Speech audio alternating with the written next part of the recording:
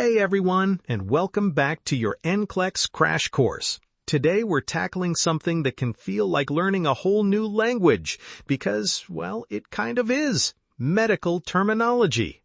I know when you see a word like cholecystectomy or thrombocytopenia on a practice question, it's easy to freeze up.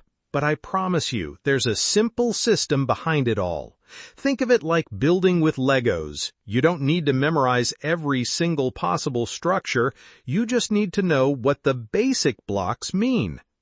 Most medical terms are made of three parts: a prefix, a root word, and a suffix.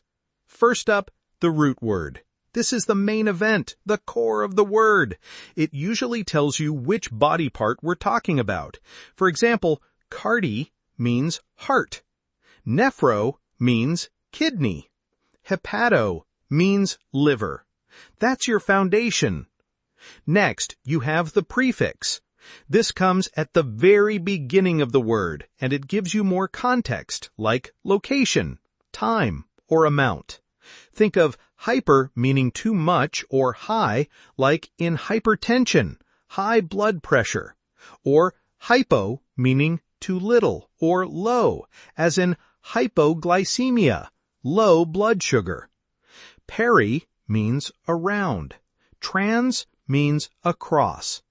Finally, we have the suffix. This is the ending, and it tells you what's happening. It describes a procedure, a condition, a disease, or a process.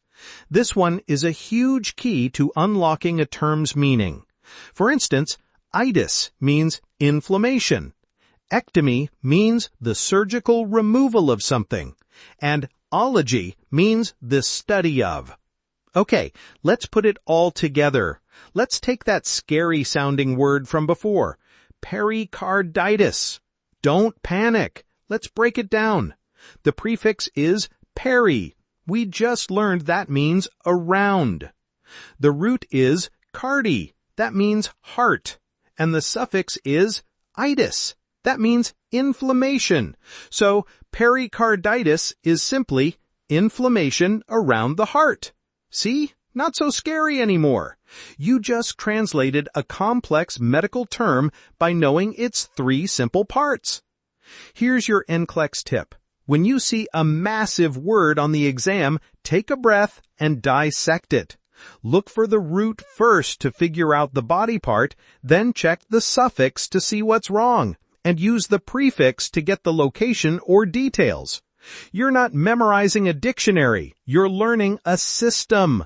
Master these common prefixes, roots, and suffixes, and you'll be able to decode thousands of terms on the fly. That's all for today.